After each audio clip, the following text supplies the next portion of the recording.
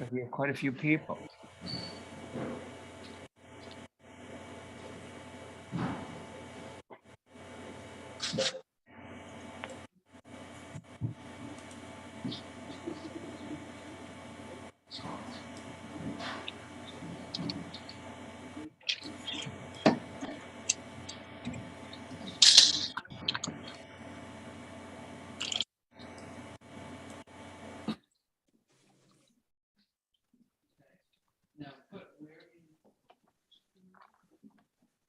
What are you drinking, Jeremy?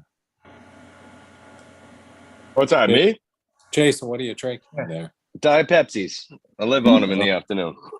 Oh, yeah. Oh, yeah. I used to have 2 a day, and then I felt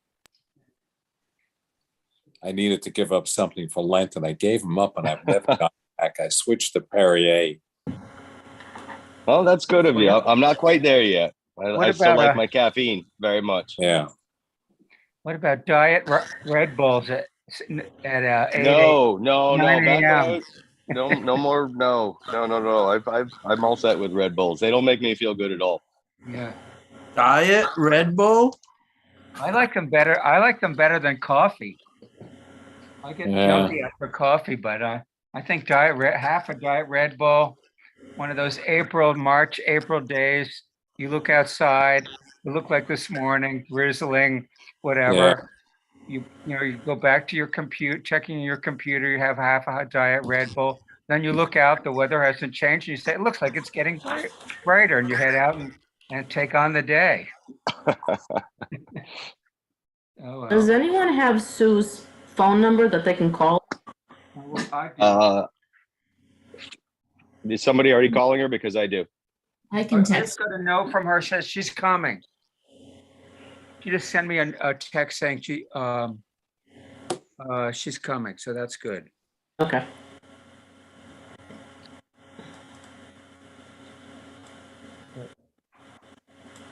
Anyway, I think we could probably take attendance.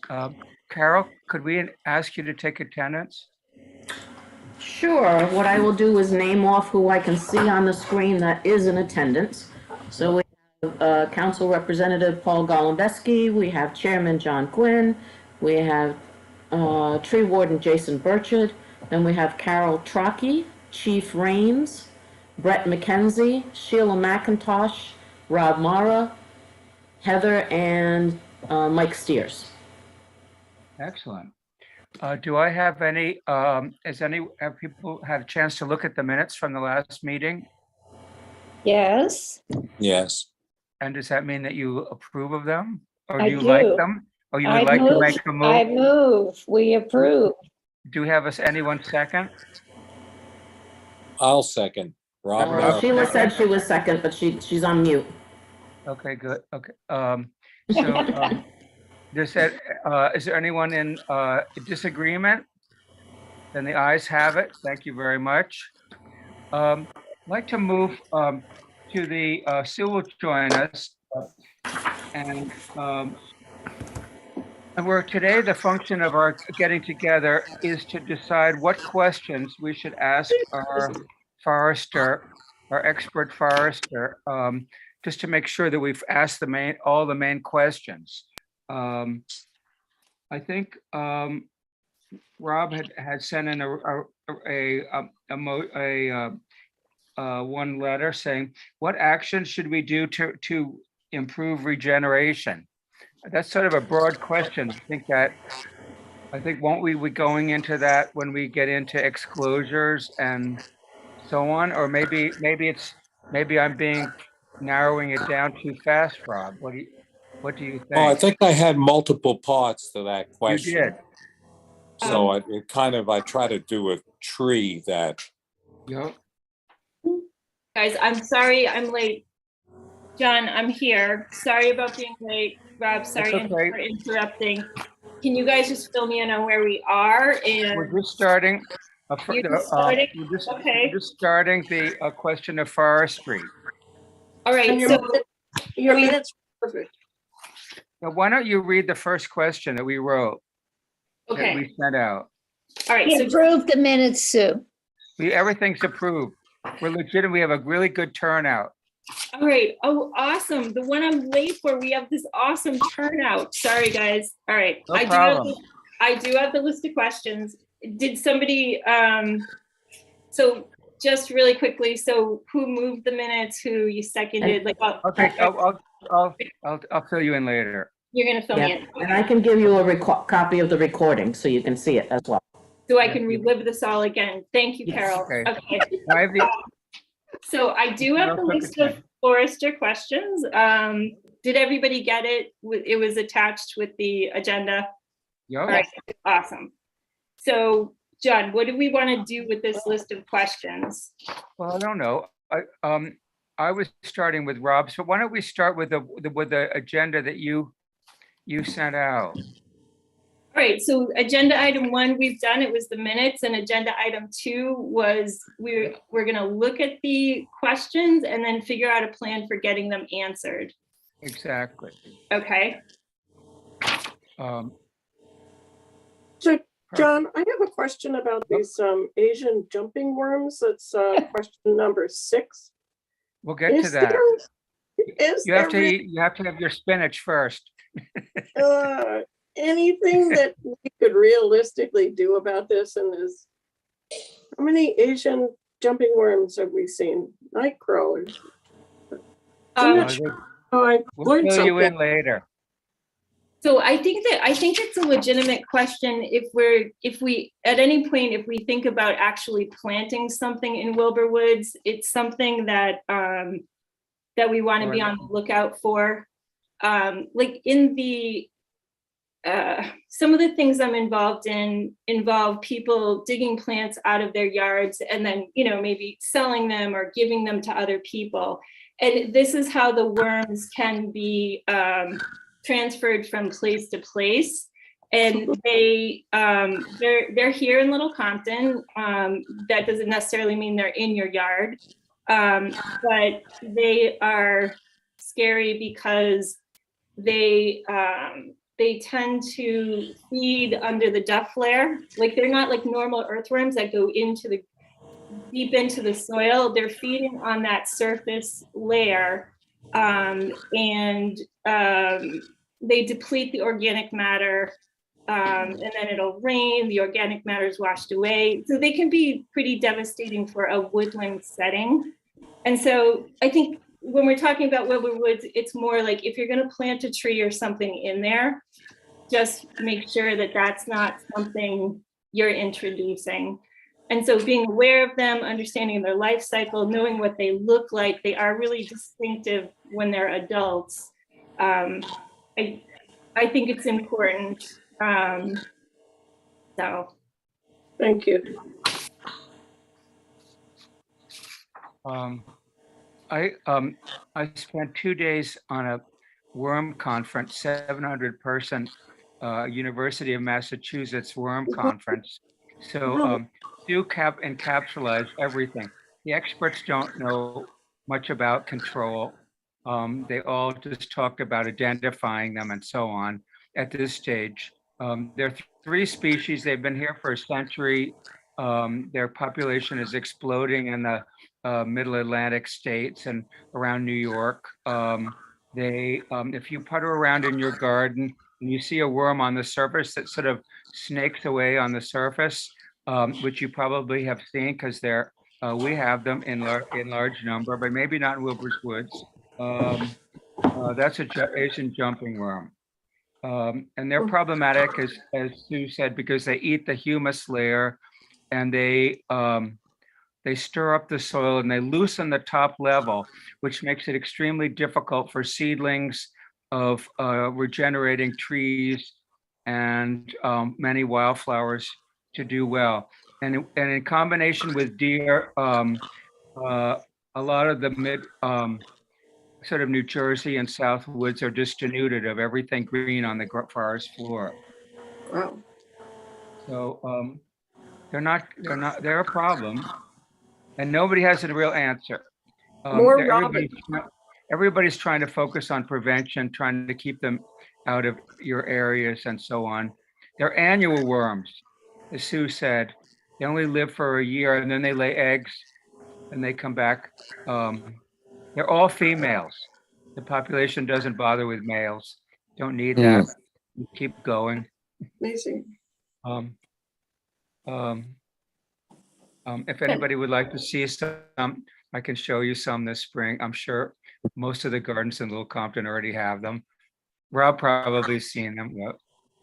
I haven't really noticed them, but Good. I'll look. Well, maybe you won't. Do you pick them up, John, and put them in the bag like they say? What do you do when you find them? Sure, or you can chop their head off, or you can, They I don't don't- regenerate? only, the tail regenerates apparently, but the first half of the body doesn't. Hmm. So, some people put them in coffee cans and put them out in the sun to cook. Some Okay. people put them in soap. Some people put them in kerosene. Get ducks and they'll gobble them right up for you. Oh, a Yeah. duck. I was wondering what might Oh. eat them. Okay. Oh, 'Cause they're I- They need more robins. But I guess Chicken- we bring you ours, Carol?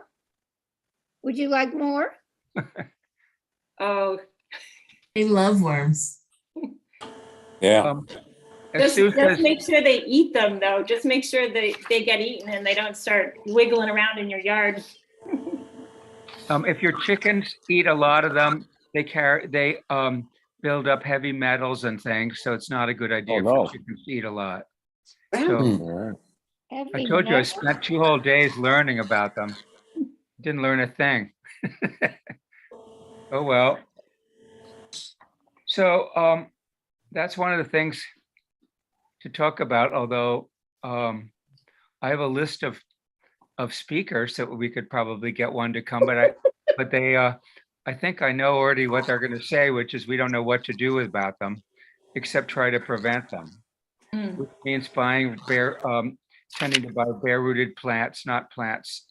I imagine any big nursery that brings anything in from the south, and they all do, probably will be bringing them in, but they're here, I think. Oh, well. What a more good news. Yeah, well, anyway, yeah.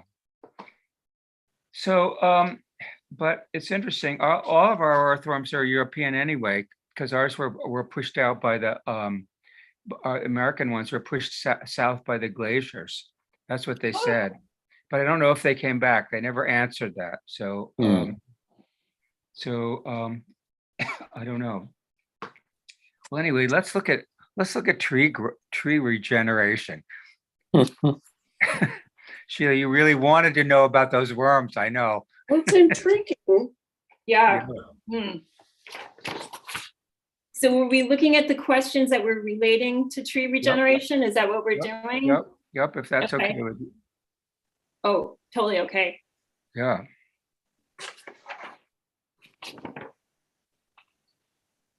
Okay, so we are looking at Wilbour Woods beyond its boundaries and as a small segment of our town and state in light of a desire to improve the forest regeneration rate. What areas of Wilbour Woods are our best opportunities for regeneration? What recommendations would we make to improve the regeneration?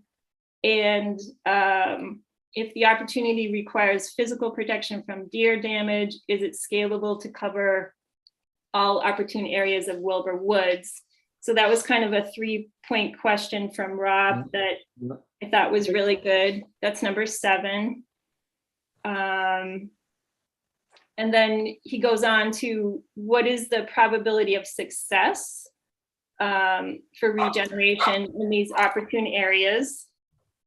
Hand me my phone. And then the rest of the questions kind of get into more of the deer exclosure idea. Can I ask a question? Are we still thinking, I know we talked last time. It seems to me like the kinds of questions we have are likely to be more conversational than things that have a firm answer. Mhm. So are we thinking of asking Christopher to join us and then having sort of prepared in advance a handful of questions? Because I feel like some of these are sort of topic areas. Like it might be good to say, hi, can you come to this meeting with us? We're interested in getting smarter about, you know, what the forest health ratings you gave meant and what, you know, regeneration looks like and how it works. I mean, with these specific questions, but also just sort of getting his like, can you give us the 5-minute overview on regeneration in the context of, I mean, is that, I guess I'm asking the question, is that what we're envisioning is going to happen with these questions or what? I think that's why we're getting together to get to today, rather than just wandering, Right. trying to ask for focused questions. Yeah, I mean- I think we'd like him to attend, give us kind of a summary of the report and tell him here's question, before he comes, provide him with the questions that people have Yeah. submitted. So he knows how to direct, his Yeah. talk. Right, right. But I do also like the idea of what you're saying, because these questions tend to be more specific, but, have maybe a big picture Sure. chat first and then Right. get into more of the specifics. Mhm. I have the feeling that the specificity may be directed by an overview, like I don't know. I think that makes sense. I think if we all read the report before, I just read it again, and, you pick up things, you refresh your knowledge, I guess. But rather than have him have to be too detailed in the overview, if we're sort of up to speed, I think that would be a big help. Yeah, because I feel like our main focus seems to be on the tree regeneration. Yeah. And so the thought that he helps us understand what the ratings mean, the fair to good, and then kind of getting more to some of Rob's questions. I feel like that's going to be the heart of what we want to get from him. Yep. And are there, certain management practices we should be putting into place? And then we do have a lot of questions about the deer concept, and really how to, if we are beginning to see some regeneration, how do you protect it from the deer? So I think that's the heart of what we're looking for. We also read, apropos of the last meeting, when I was a little out of line with the opening up the canopy, but it's very clear there that that's going to be necessary, and which Jason has supported and tried to educate us about, if we're going to get light in there for those little guys. Mhm. I think that should be one of our questions.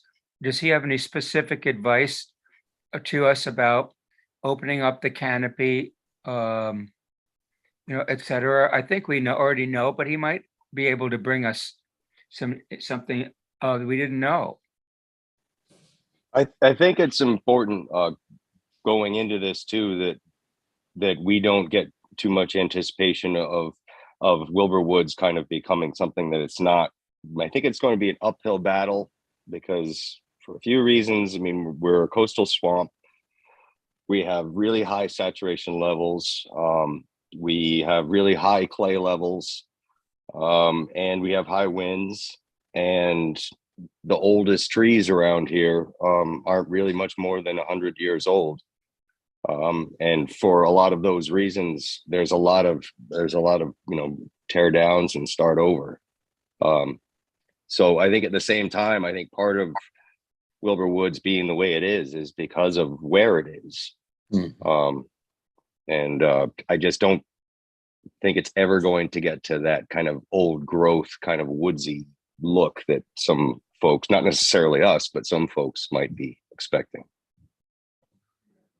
So And not to be a downer, but no, I think, Jason, I think that is actually could be turned into a really awesome question. Like, I think so too. I was thinking the same thing. I thought that was awesome. yeah, like given all of sort of the limitations that you just listed, like what should we expect from Wilbur Woods? Like, Realistically, yeah. yeah. Like, what is the optimal future for Wilbur Woods given all those challenges?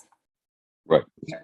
And last time Carol brought up another one that with climate change, we're going to have likely to have more storms and more flooding.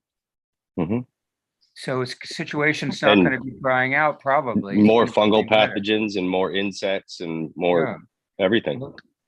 I actually think that's something that might be worth also asking Christopher to respond to. I thought Jason's point was an excellent one, but that idea of like, from his perspective as a professional expert, what is the future vision? Like what, you know, if we do our best to care for this place, what can we expect or what should we be looking towards? Which might actually be, I feel like that's almost like the opening question you want answered, right? Because that then becomes your target, right? I think what we need to tell him, you know, given the breadth of sort of values that go into forestry management, and he kind of already knows this, but like obviously it seems like our interest from a forest perspective is forest health or forest longevity, right? Like we're looking for it to be so we're not interested in harvest. We don't have specific goals that it performs some, you know, specific service.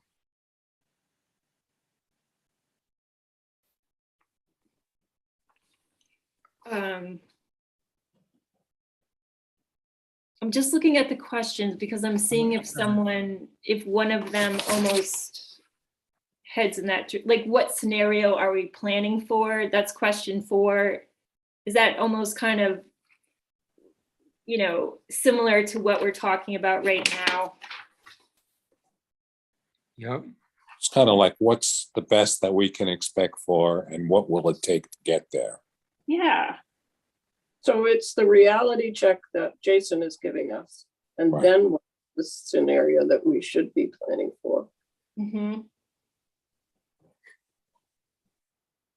As I'm thinking, as you guys are talking, I'm wondering if it gets 6 more inches of rain, maybe it'll end up being a swamp. Like I looked at the old maps of Briggs Marsh. Why do they call it Briggs Marsh? Because it's a big pond. In 1903, it was a big salt marsh. It wasn't a pond at all. Still called Briggs Marsh. Birds of Rhode Island talks about looking for rails in Briggs Marsh, and you know, out in the grassy swamp, in the grassy marsh. So I don't know, maybe I don't know if that's a downer, but I think it would get rid of the worms. I'm wondering if the worms are what I see floating in my parking area after a big rainstorm. They're swimming around in there. I'm gonna have to collect them. So right now they're just eggs in the ground. Yeah. Yeah, they're so Not yet. not yet. All right. So the idea of all the limitations that Jason just said, but also the idea really of it's climate change, right? That the idea of rising water levels and things don't remain the same. That is also playing into it with the fungus and the pathogens and all of that. I'd sort of like to talk in the other direction about what can we do to help regeneration? Should we be considering individual cages for sapling oak trees that might be starting, or should we be doing big exclosures? You know, what might we do? The risk of being optimistic that we could actually do something, but I think we can.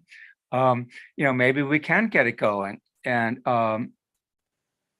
gets, you know, what would we be doing? And does he know of any, you know, successful areas? Does he know of any successes with exclosures and cages and so on? I imagine the cages would have to be up 10 feet so that the saplings don't get slashed by deer. But that brings up a long-term question that Rob brought up. Like, is this, are we ever going to be able to take down the cages if we put them up? Because the deer will just come in and happily eat what's there unless it's tall enough to get over the deer's browse and horn slashing problems. So I don't know. Are there trees that like wet feet that we could, Jason, that would do better in this area that's going to morph into John's Swamp? Not that's not already in there. It's just a matter of But which of those? really.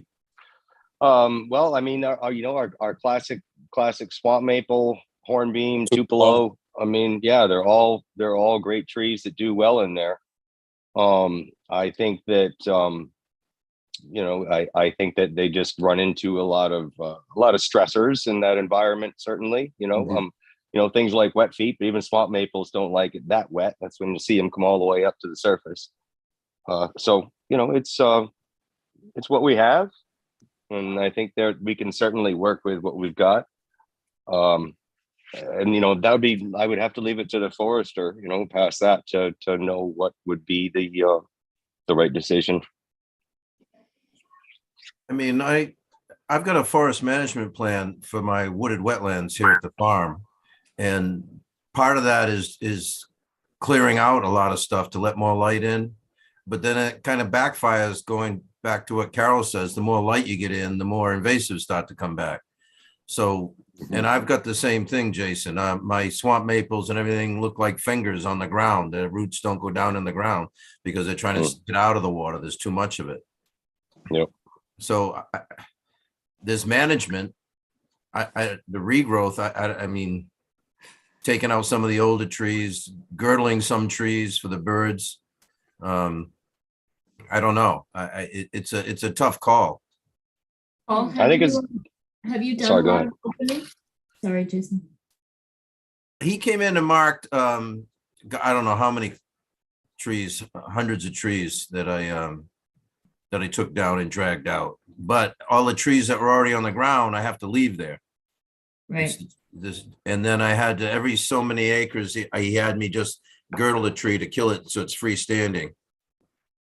So are you seeing, I don't know your timing, is this something where you're starting to see? I'm seeing more holly. The hollies are coming back. I've got a bunch of holly coming back. They were all small stuff. Now they're getting the light, they're coming back. But I don't really have a problem with invasives here. So, you know, I don't have obviously traffic running through. I've got deer and coyotes and, you know, the dogs. That's about it.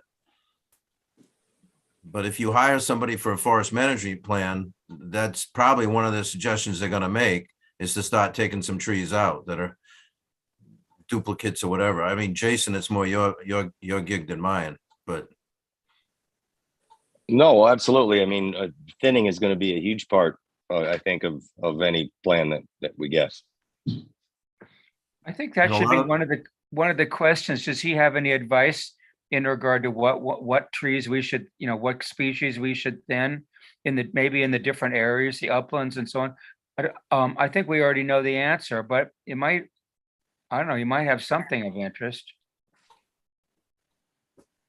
Or maybe he saw something there that he thought had a lot of potential. You know, if only this or that happened. Or maybe there's an area that you kind of, you do it as a trial to see what happens. So. I still think we should ask him about if he has any ideas about exclosures. Yeah, so, oh my gosh, so guys, as I look at these questions, I did a heck of a job numbering them. I have a 10, 11, a 12, a 10, and 11. Did anybody notice my numbering? Yay. Okay. But it looks like questions 11 through, yeah. Oh. Okay. 11, 12, 10, 11. So 11, 12, 13, 14. It looks like the last 1, 2, 3, 4 questions are all relating to the, I think they're good questions relating to the deer enclosure, exclosure idea. Do you like those questions, John? I do. Okay. I think it's also important to just assess possibly just single cages for single trees. Mm-hmm. I think that's where we know that where we see something coming up and we want to save it, is that I don't know if that's a proven forestry thing to do things like that.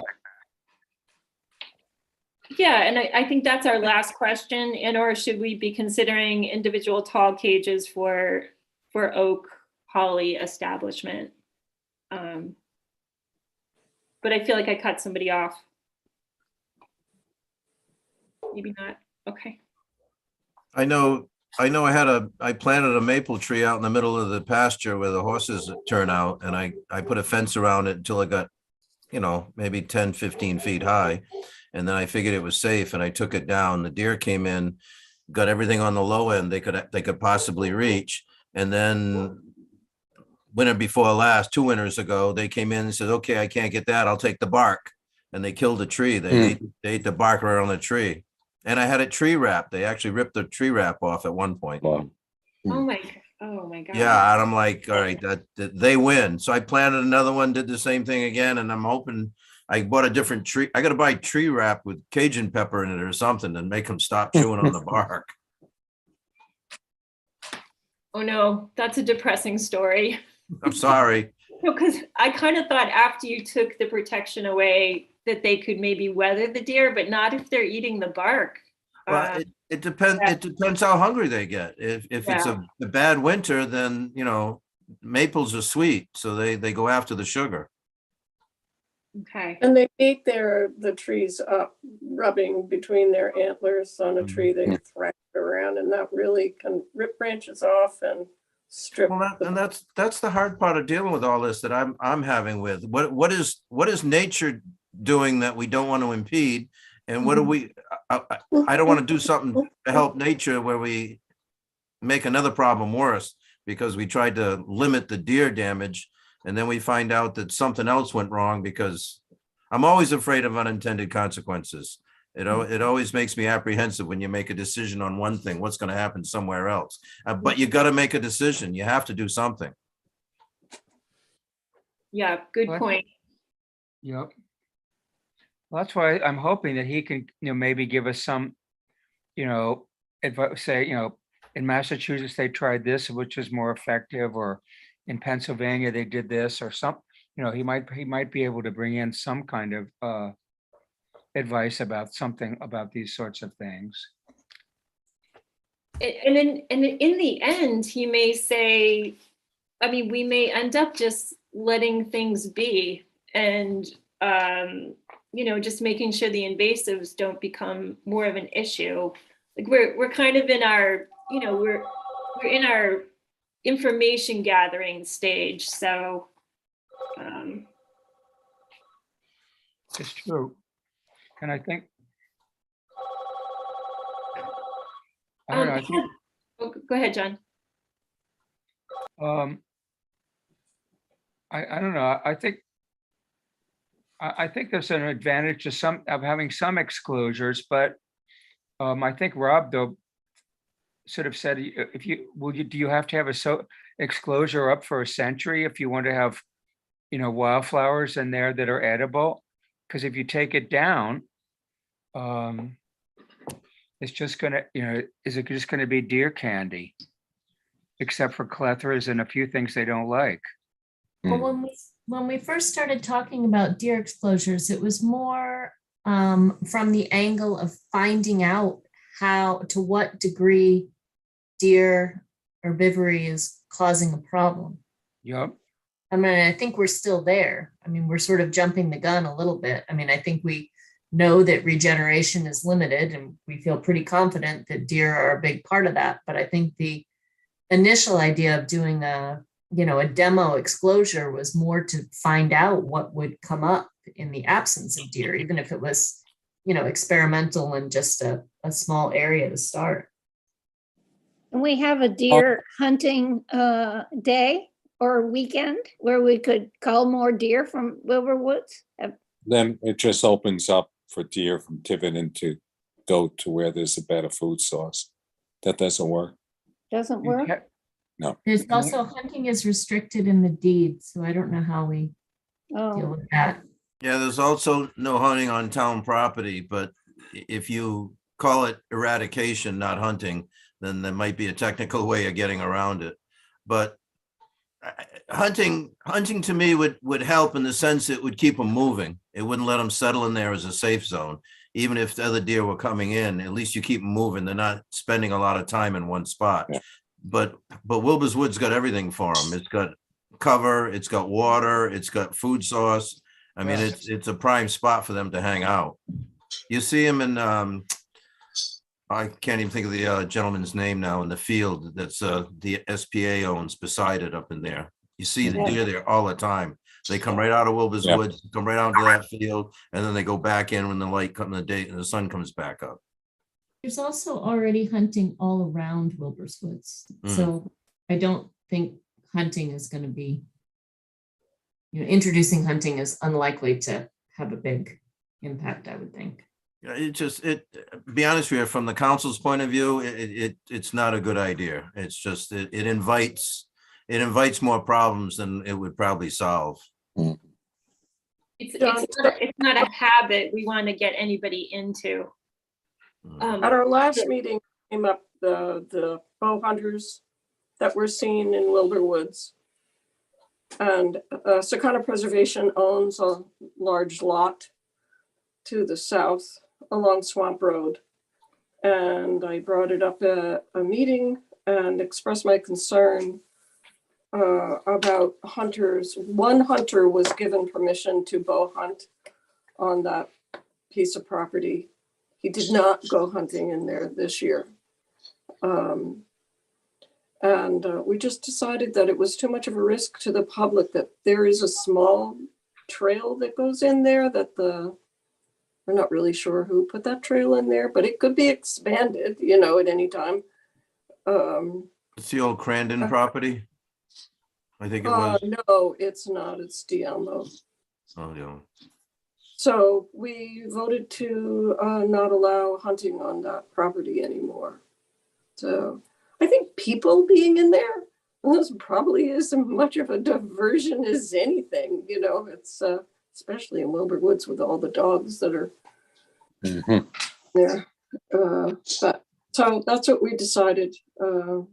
It just didn't seem smart to have people parking in Wilbour Woods to go hunting on SBA property, or it just didn't seem like a good idea. We need to, there used to be hunting on Sunday in Little Compton. That ordinance got changed. So people who work all week only can hunt on the weekend, only can hunt one day. That could be changed. We don't have. I think the chief is online. I ran into this at the farm. I had somebody coming on. I just didn't want anybody hunting on Sunday because I go back in my woods. And this gentleman said, no, it says I can hunt on Sunday, but I think you looked it up, didn't you, Chief? There's no hunting on Sundays. We had this discussion with DEM and some of the more regular hunters in town early on in my tenure, within the first 6 months I was here. in regards to, noise and the town ordinance. So my rule is still, without DEM intervening and telling me it's necessary to, for crop management and things of that nature, there's still no hunting on Sundays. We're not allowing it. Even on state property, chief, or State land? What, I'm sorry? on state property? Yeah, within the town, there's nothing on Sundays. If DEM, which they would actually come, and I had a long conversation with them, they would come to me first and explain to me the situation, whether it's, crops are being destroyed or, we're trying to diminish the population, et cetera, et cetera. But they believe, for the last time I spoke to them, that our regular hunting hours, so to speak, and our regular group, it seems to be the same group of people every year that sign up to do it and at the same properties are doing actually a pretty good job of keeping the population down. Do you know how many permits have been issued by crop damage? Off the top of my head, I do not. And I don't think we've had any of them, certainly in the last year. Might have had one my first year here, but mostly they're just the regular permission to hunt on so-and-so's property. And then the people who will hunt on their own property. Yeah, of course. They give themselves permission. They do. And then there's always the issue between, well, why can't we hunt on Sundays because the crop cannons are going off on Sundays, and it becomes I can't use the noise argument, but I just basically refer back to the ordinance, and I'm gonna, unless there's a good reason to change it or to move forward to attempt to change, I'm gonna leave it as is. Chief Franks, do you hear from hunters that are using Simmonsville Management Area as well? Because that's not private land, so they don't have any reason to know about a town ordinance or be in contact with you, do they? I don't. I mean, the permission slips I get are regularly, they have our form from the police department that allows them to, that actually they fill out for their name, address, date of birth, so we can actually do a criminal background history on them to make sure that they're able to carry a firearm. Some have been denied. Along with that form, they will deliver their DEM license and the permission slip, if you will call it, from the landowner. So if there's not a permission slip type situation with one of those hunting, I would certainly question it, because it seems they all seem to fall together. There's 3 pieces of paper: our form, their license, and the permission slip, so to speak. So if one didn't come across without a permission slip, I probably would have to look into it, and then I would not sign it. It's not a blanket permit to hunt. You need to, obviously, we all know you need permission from the owner. Thank you. Wait, so just for clarification, so since Simmons, so is there hunting on Sundays in Simmons? I wasn't sure. No, it's state property. No, there should not be. Okay. I can tell you there are abutting properties, large properties, where people have their own little shooting ranges. And there was some issues early on, again, in my early tenure, but we've, for the most part, spoke to all those people and advised them of the Sunday ordinance. Okay. All right. Awesome. And I, knock on wood, I haven't had an issue over there in, I'd say, 1.5 years.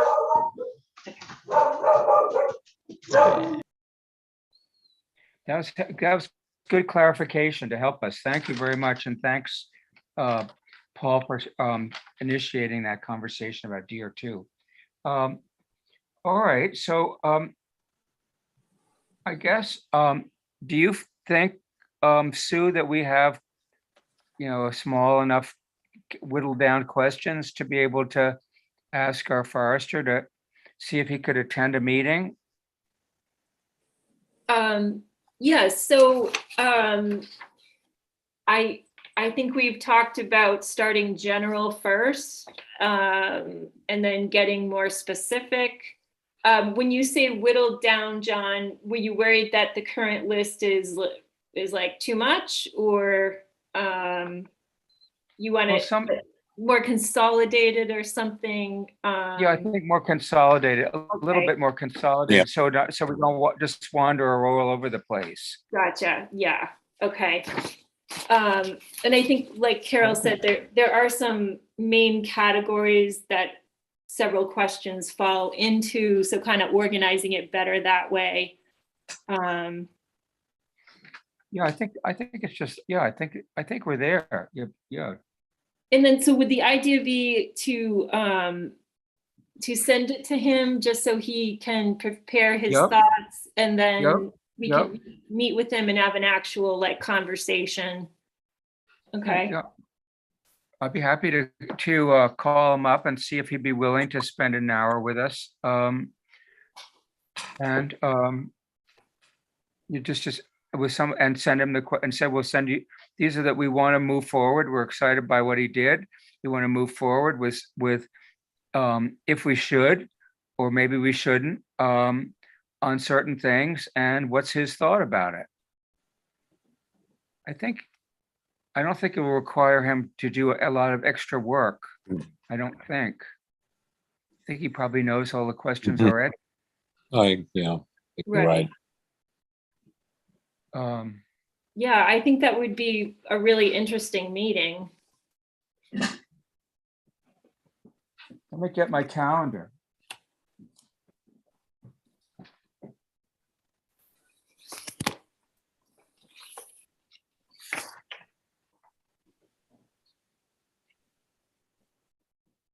So it also might be interesting to hear from, like, Chief Raines kind of made the point that I thought he said something about DEM feeling like the hunters are doing a good job of keeping the deer in check. It might be interesting to hear what the DEM has to say about our deer population. That might be kind of interesting at some point, you know. I can certainly reach out, and I can't remember the gentleman's name offhand, but I have his contact information somewhere in my email, and see if they have any of that information whatsoever. Yeah, I think that would be helpful. Thank I you. can tell you that we've had, from my point of view, we've had maybe an above average amount of car versus deer accidents. Okay. Obviously, usually all at the same time, either dawn or dusk. But that number has, it seems like it's a little high over the last year or so. Okay.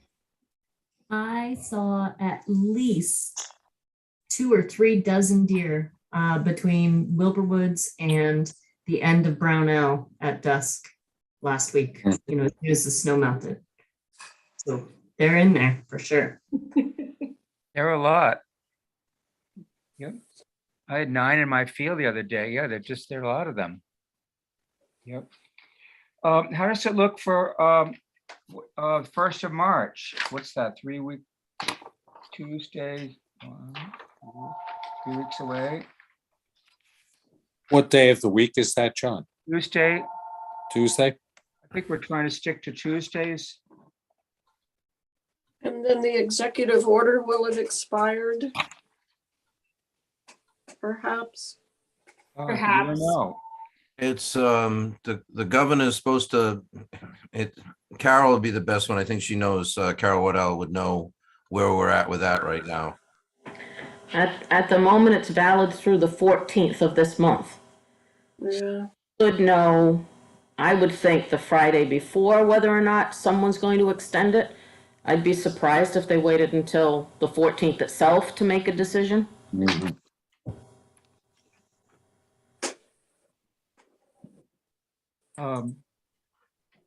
Sheila, I know you prefer to have Zoom meetings. I do. Is there any, Carol, can we still have a Zoom meeting if we post it? The board members cannot be in Zoom. Okay. If they let this order expire, then the board itself must be in person. Okay. You allow for others to watch via Zoom or through live streaming, but you yourselves cannot be. Okay. Thank you for that clarification.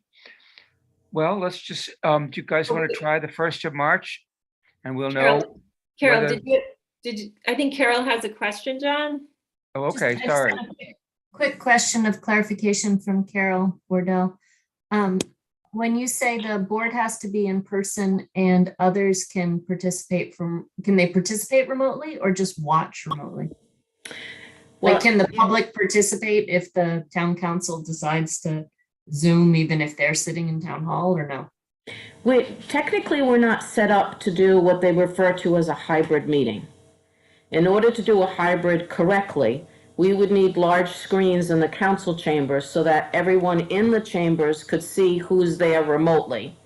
And everyone that's signed on remotely could see everyone that's in the meeting in person. But that would be legal if we had the proper technology. Yes, so long as your board was in person, because the state law, under normal circumstances, mandates that the board must be in person. Okay. Thank you for the explanation. Carol Wardell, does that mean it's mandatory that you be in person in order to have a vote? Or can you have a meeting by Zoom and you've agreed ahead of time that you're not going to have a vote? This isn't, no, okay. I tried.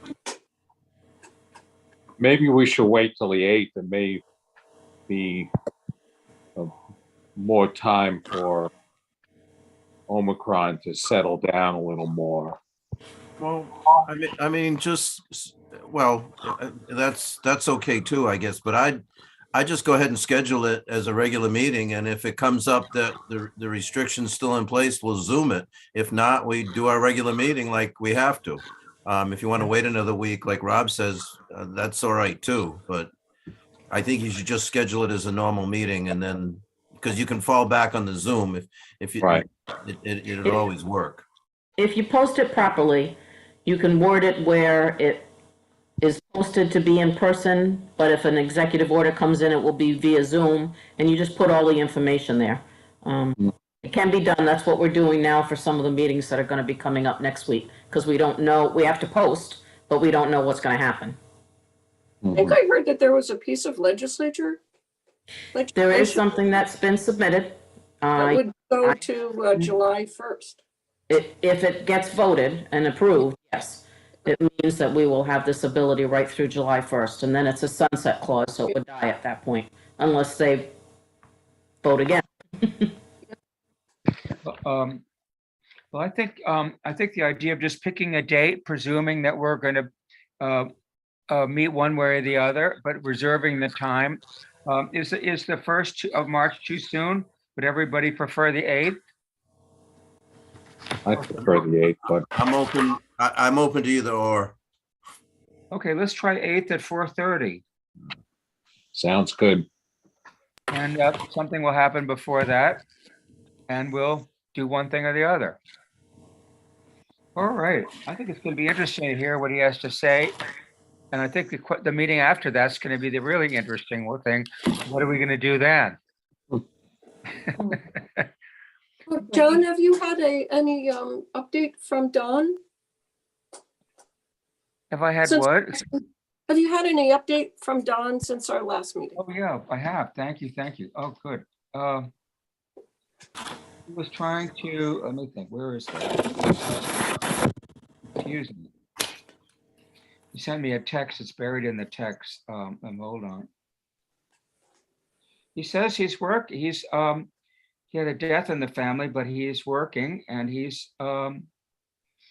says, hold on. Where did he say it? Basically, he's trying to get, so do you remember what the date was that he said he was trying, what was, I think, the 8th of March? Something like that. Yeah, let's see. So I wrote down your text. So Donnie's working on the drawings and application. The precast company is working on drawings for inclusion with the permit app, not structural design, which would come after the permit is filed. Able is preparing the proposed site plan and wetland application. Would have a draft of plan and app for the meeting March 8th. Okay, so it's good that we set the meeting for March 8th. And I didn't know that, but that's perfect. yeah, that works. And How smart we are. would send a day or two before or as soon as it's ready. So, okay, so he's saying that by March 8th, we would,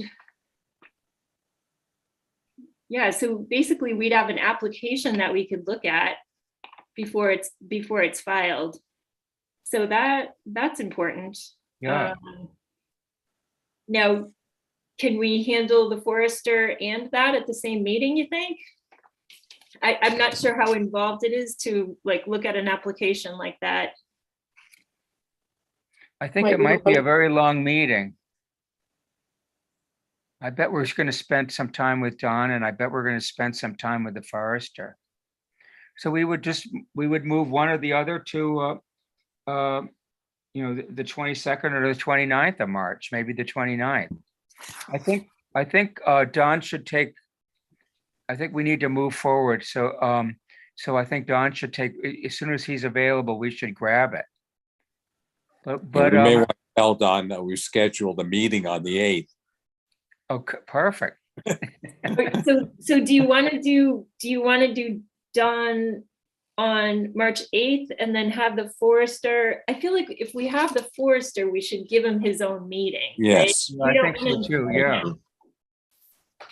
How about 3 weeks later, the 29th of March? Sure.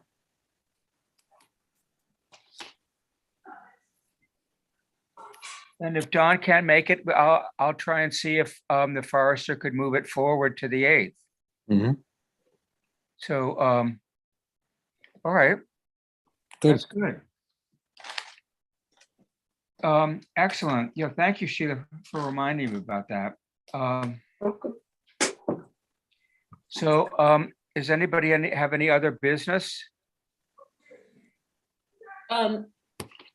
Let's see. So John, I should get stuff to you before you call the forester? Okay, all right. Okay. That would be good. And Okay. and then that would, yeah, I think that's good. So is there any other items on the agenda? Would anybody like to, if not, would anybody like to make a motion to adjourn? Move. I was thinking that somehow it might be good if you could tell the forester that there's a chance we may want him on the 8th. I mean, how many times has Donnie not delivered? I mean, really? I mean, he's wonderful, but he's frequently late. I think that's a good idea, and we'll ask him that we may request. I'll suggest the 29th, but say we might be ready on the 28th. Right. But we'll know in advance. No, I On the meant 8th instead the of 8th. Don. If Don can't make Oh the yeah, 8th. no, I mean on the 8th, exactly. Okay, Yeah. okay. Yeah. Okay. Great. All right, good. I move we adjourn. All right. I second that. Any disagreement? Then the ayes have it, I guess. Bye. Thank you, Thank you. guys. Thank everybody. Don, Good. Thank you, Sue, Everybody. Bye. and John.